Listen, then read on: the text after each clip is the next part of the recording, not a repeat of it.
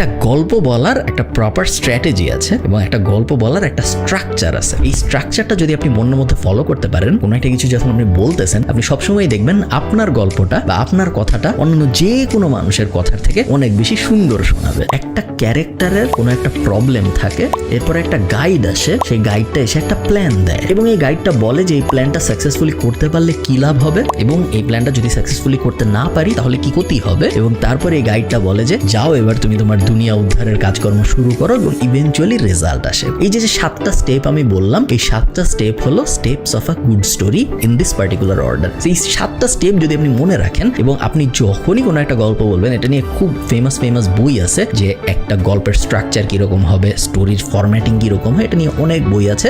বইয়ের মূল প্রতিপাদ্য বিষয় এটাই যে এই 7টা ফরম্যাটের স্টেপ যদি আপনি এক্স্যাক্টলি এই ফরম্যাটে ফলো করতে পারেন, সেই ক্ষেত্রে আপনি সবসময় অন্যান্য মানুষদের থেকে অনেক ভালো স্টোরি বলতে পারবেন।